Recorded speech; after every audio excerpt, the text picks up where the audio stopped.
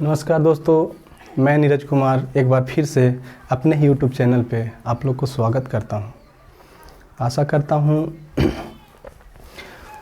पहले का जो मेरा वीडियो अपलोड हुआ है उससे बहुत सारे आप लोग से प्यार मिला है, कमेंट्स, लाइक मिला है, सब्सक्राइब मिला है। तो आज मेरा अगला क्लास है इसी टॉपिक में, यानी कि प्रतिरोध में ही मेरा अगला टॉपिक अभी चल ही रहा है। और भी टॉपिक है, एक दो क्लास और है।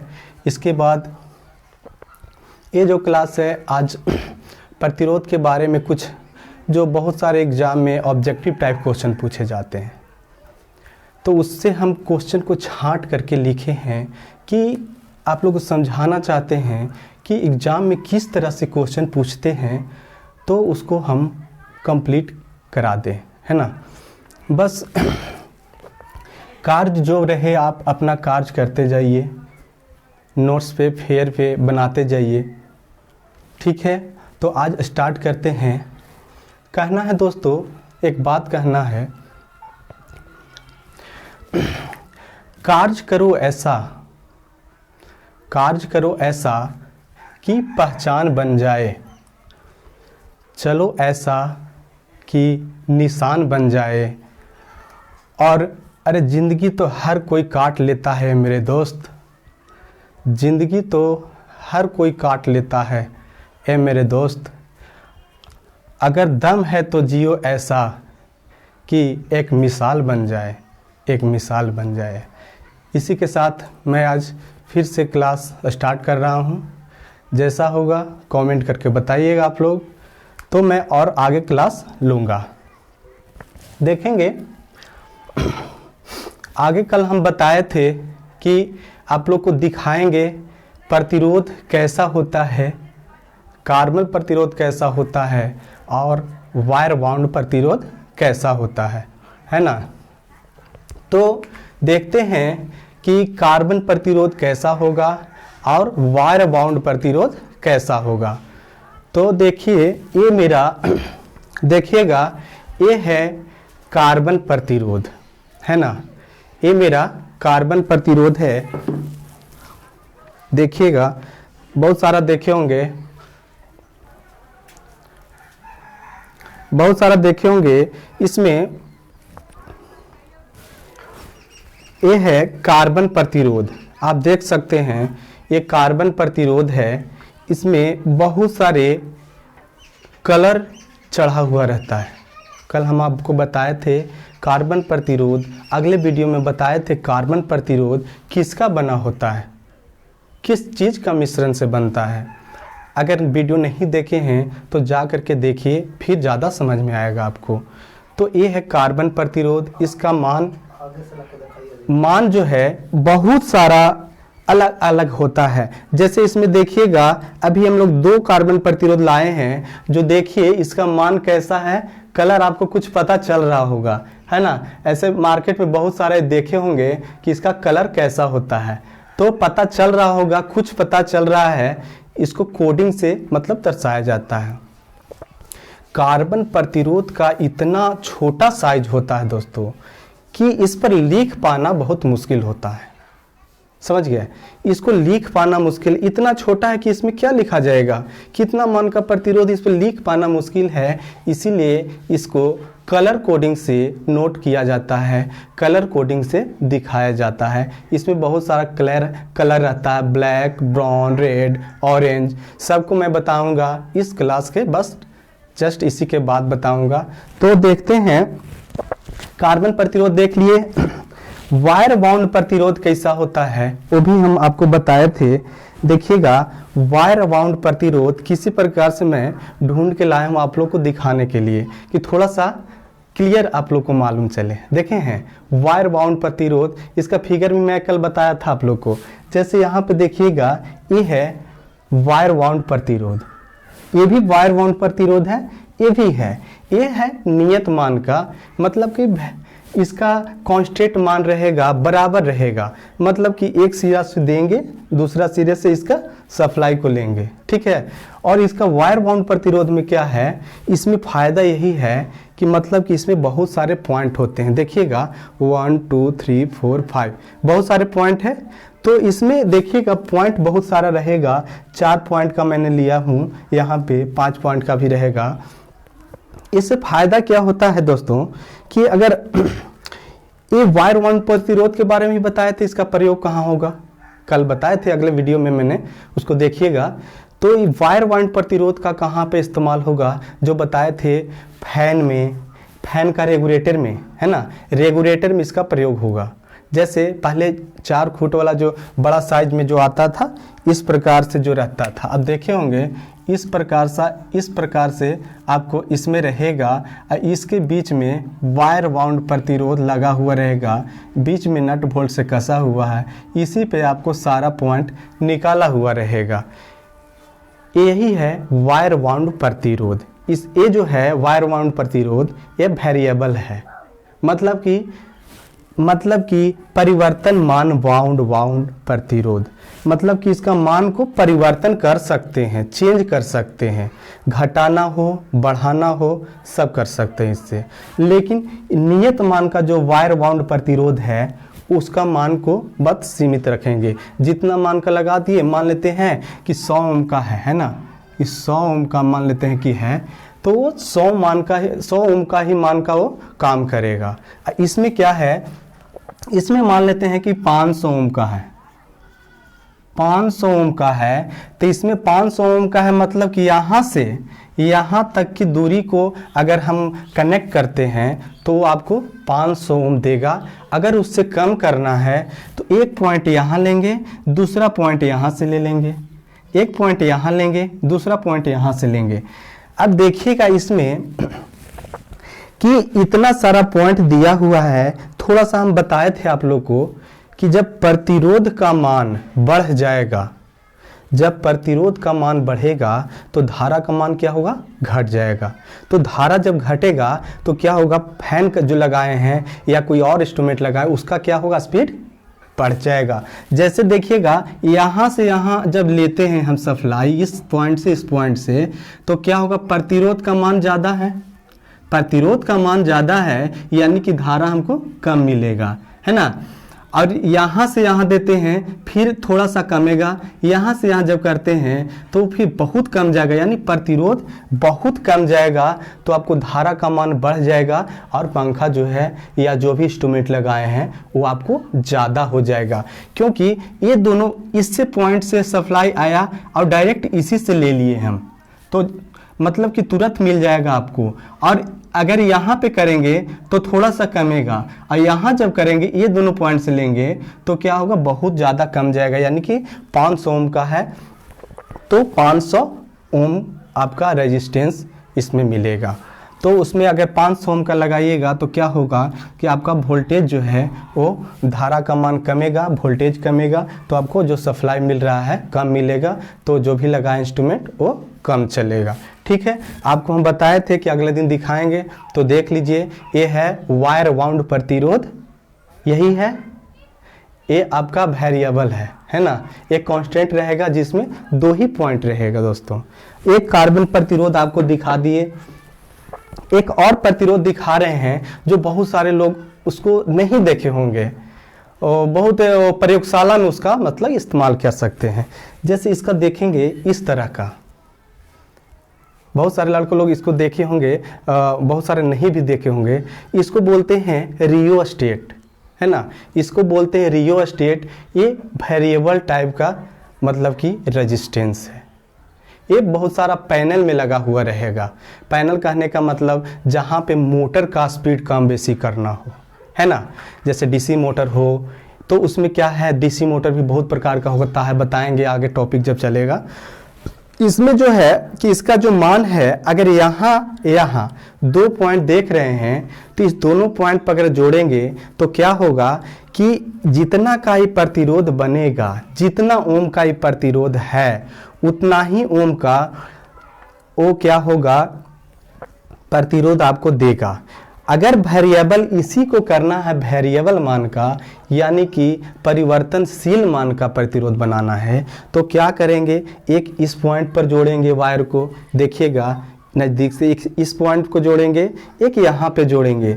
अगर यहाँ पे इसको जोड़ दिए हैं, मतलब इन किए हैं, यहाँ से आउट करते हैं, तो ये जो है, ये रॉड जो है एल्युमिनियम का रॉड होता है, तो एल्युमिनियम का रॉड से ई पत्ती द्वारा इसका मान, इसमें मतलब कि इस पत्ती द्वारा ई कनेक्ट है, तो इसका मान को कम बेसी करेंगे, देखिएगा इसका मान को एक कम बेसी करेंगे तो क्या होगा, प्रतिरोध का मान कम बेसी होगा। ये वेरिएबल हो गया। देखिएगा कि ये जो वायर है, हम बताए थे, ये जो इंस्ट्रूमेंट बना हुआ है, जिसका बना हुआ है, ये पोर्सिलीन का बना हुआ है। हम बताए थे प्रतिरोधक किसका बना होता है, पोर्सिलीन का हो या प्लास्टिक का हो, उस पर निर्भर करेगा कि कितना प्रतिरोध होगा। और ये भी बताए थे कि जिसका मतलब कि क्रॉस सेक्शन एरिया ज़्यादा होगा, जो मोटा होगा, उसका प्रतिरोध भी आपको ज़्यादा होगा। तो ये है, ये पोर्सिलीन का बना हुआ है। इसमें जो वायर लगा हुआ है वो यूरेका का वायर बना हुआ है, यूरेका वायर है ना। सबका अपना अपना गुण होता है, यूरेका का अलग गुण है ना। तो इसमें देखेंगे कि एक पॉइंट यहाँ देंगे, दूसरा पॉइंट यहाँ से लेंगे, तो जब यहाँ से लेंगे तो ये तार का ये जो पत्ती है, यहाँ पे देखिएगा इसको इधर उधर घसकेगा, यहाँ से यहाँ तक, यानी शुरू से लास्ट तक 500 ओम है अभी बताएं। तो इसमें क्या होगा, कम करेंगे यानी कि नज़दीक गया तो क्या होगा, और रेजिस्टेंस का मान घट गया। अब इसको और बढ़ाएंगे तो रेजिस्टेंस का मान बढ़ गया, और बढ़ाते हैं कि लास्ट कर देंगे तो रेजिस्टेंस का मान पूरा 500 का 500 हो जाएगा। जब रेजिस्टेंस का मान बढ़ जाएगा तो क्या होगा, धारा इससे कम मिलेगा, तो मोटर को इसका स्पीड को कम कर सकते हैं। तो ये हो गया वार वाइंड प्रतिरोध का एक दूसरा रूप, इसको बोलेंगे रियोस्टेट। ये प्रयोगशाला में ज़्यादा प्रयोग किया जाता है दोस्तों। अभी कुछ और पॉइंट हम लिखे हैं, आपको देखिएगा कि एग्जाम में जो कुछ ऐसा पॉइंट है जो पूछा जाता है ज़्यादातर, तो देखेंगे इसमें हम लिखे हैं क्या चीज़ ज़्यादा पूछा जाता है। वो है आपके सामने, जैसे प्रतिरोध चालक तार की लंबाई के समानुपाती होता है। प्रतिरोध जो है चालक तार की लंबाई के समानुपाती होता है, कितना लंबा वो है उसके। पर दूसरा पॉइंट क्या है, प्रतिरोध के लंबाई के 2 गुना करने पर प्रतिरोध भी 2 गुना हो जाएगा। कहने का मतलब है प्रतिरोध जो है जितना मान का है, मान लेते एक वायर है ना, वायर का प्रतिरोध होगा कुछ न कुछ तो होगा ही। अब वो प्रतिरोध को 2 गुना करते हैं, यानी कि पहले छोटा था उसको 2 गुना कर दिए, तो क्या होगा, प्रतिरोध का मान बढ़ जाएगा। अब आगे पॉइंट जो लिखे हैं, आयतन में बिना परिवर्तन किए हुए, ये भी क्वेश्चन पूछता है कि आयतन में जब बिना परिवर्तन किए हुए इसको क्या करेंगे, लंबाई को खींच कर 2 गुना करेंगे। ये जो था कि लंबाई को खींचकर नहीं, मतलब कि इसको कहने का मतलब लंबाई को खींचकर नहीं, जितना लंबाई है उसी को 2 गुना किया है तो प्रतिरोध 2 गुना हो गया। ठीक है। अगला जो है, आयतन में बिना परिवर्तन किए लंबाई को खींचकर जब 2 गुना करेंगे तो प्रतिरोध क्या होगा, 4 गुना हो जाएगा। एग्जाम में बार बार पूछा जाता है, यही में लड़के लोग को कंफ्यूज हो जाते हैं कि जब खींच को कह दिया तो वही प्रतिरोध को खींच रहा है ना, तो उसका क्या होगा, प्रतिरोध उससे 2 गुना हो जाएगा। अब देखिएगा कि लंबाई, अगर यहाँ पे हम इसी को डिनोट किए हैं, लंबाई अगर 4 गुना हो जाएगा बिना खींचे हुए, लंबाई को अगर 4 गुना हो जाएगा तो क्या हो जाएगा, रेजिस्टेंस जो है वो भी 4 गुना हो जाएगा इसके मुताबिक, है ना। अगर 2 गुना करते हैं तो प्रतिरोध 2 गुना, लंबाई को मतलब कि लंबाई को 2 गुना करते हैं तो रेजिस्टेंस भी 2 गुना।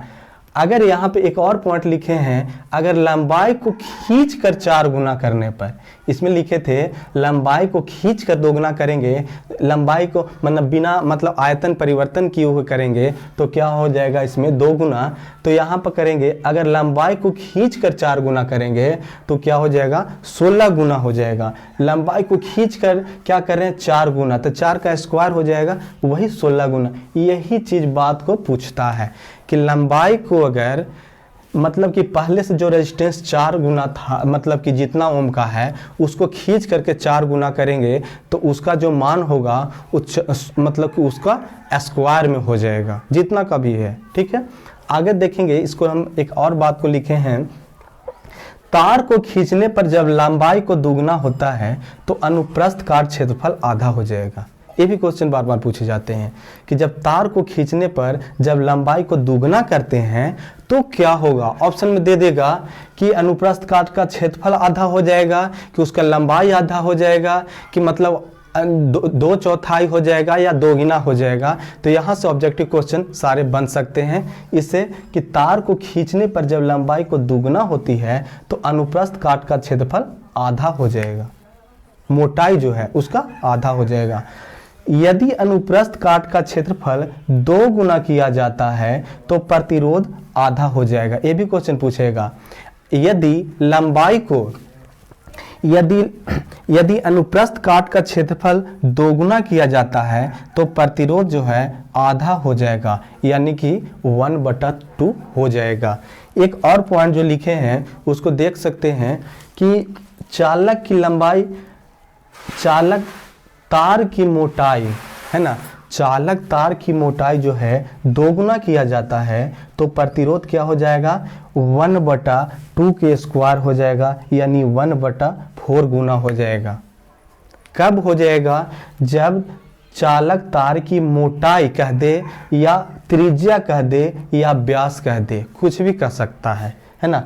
चालक तार की मोटाई कह दे या त्रिज्या कह दे या व्यास कह दे को 2 गुना किया जाता है तो उसका प्रतिरोध क्या हो जाएगा, 1/, उतना का स्क्वायर हो जाएगा, 1/2 स्क्वायर, यानी कि 2 गुना कह रहा है तो 1/2 हो जाएगा, 3 गुना कहेगा तो 1/3 हो जाएगा का स्क्वायर, है ना। तो अगर 3 गुना कहेगा 1/3 का स्क्वायर 1/9 हो जाएगा। जितना गुना कहेगा वो आप क्वेश्चन के अनुसार देख सकते हैं। ठीक है, तो इससे हमको ये मालूम हो जाएगा, अभी तक मालूम हो गया होगा कि जो बताए हैं प्रतिरोध क्या है, कार्बन प्रतिरोध क्या है, वायर बाउंड प्रतिरोध क्या है, वायर बाउंड प्रतिरोध का प्रयोग कहाँ है, कार्बन प्रतिरोध का प्रयोग कहाँ है। इससे आपका रिलेटेड क्वेश्चन एक भी नहीं छूटने वाला है दोस्तों। आगे देखते हैं। इसके बाद है बस प्रतिरोध का और एक और भाग है जो इसमें दिखाए थे, कार्बन प्रतिरोध, है ना। एक कार्बन प्रतिरोध जो देखे थे, देखिएगा बहुत सारा कलर रहता है दोस्तों। तो एक कलर का कोडिंग एक होता है, एक कलर कोडिंग मैं इसके बाद बता रहा हूं कि कलर कोडिंग का इसका मान को कैसे निकालेंगे। ठीक है ना, कलर कोडिंग से इसका मान को निकाल के दिखाएंगे। और दूसरा एक और प्रूफ में आपको दिखाऊंगा कि मल्टीमीटर से, है ना, मल्टीमीटर से इसका मान को जांच के निकाल करके दिखाऊंगा और इसका कैलकुलेशन द्वारा भी दिखाऊंगा। दोनों से मान जो है आपको सेम आएगा, प्रूफ करके दिखाऊंगा। ठीक है, तो बने रहिए, लास्ट तक वीडियो देखिएगा तभी आपको फायदा होगा, ऐसे कोई फायदा नहीं होने वाला है। इसको नोट्स बनाइए, ठीक है। और आपका जितना भी सारा एग्जाम है, जैसे विद्युत बोर्ड हो गया, है ना, रेलवे हो गया, एनटीपीसी हो गया, दिल्ली मेट्रो हो गया, सारे में जितना भी टेक्निकल एग्जाम है, मतलब कि उसमें प्रतिरोध से, रेजिस्टेंस से क्वेश्चन बहुत सारे आते हैं। तो उसका एक पूछ देगा, ऐसे ही पूछ देता है कि ब्लैक का कलर कोड क्या होता है। तो बहुत सारे लड़के लोग जो जानेंगे, ब्लैक कह रहा है तो ब्लैक है, तो उसका जो जानते हो तो बता देंगे। लेकिन इसमें बहुत सारा आपका कलर होता है, 7 कलर होता है, उसको मान को याद करना पड़ेगा। बहुत आसान, एकदम तुरंत याद हो जाएगा, 2 मिनट में, समझ गए ना। 2 मिनट में इसका मान को याद करा देंगे। अभी लिखते हैं, इसके बाद देखेंगे आगे कैसा है। ठीक है ना, तो बने रहिए हमारे चैनल पे और देखिए इसका आगे का कैसा इसका मतलब कि टेबल बनता है। उसके बाद हम और आपको समझाते हैं। ठीक है, तो देखते हैं आगे वीडियो में। तो अगर मेरा चैनल को सब्सक्राइब अगर नहीं किए हो दोस्तों, तो एक बार सब्सक्राइब जरूर करिएगा और बेल आइकन दबा करके सबसे ऊपर में ऑल वाला दबा दीजिएगा, ताकि जैसे भी मैं वीडियो डालूं आपके पास नोटिफिकेशन चला जाए, तो आप खुद ब खुद उसको देख सकते हैं। ये आपको क्लास 9, 10, 11 ITI, पॉलिटेक्निक, सारे में भी यही चीज़ पढ़ना है बाबू। तो इसको ध्यान से पढ़िए। अगर अच्छा लगे तो एक कमेंट ज़रूर करिएगा, ठीक है, लाइक करिएगा, सब्सक्राइब करिएगा, ठीक है। आज के लिए इतना ही। Thank you. अगले वीडियो में मिलते हैं बहुत जल्द। Thank you.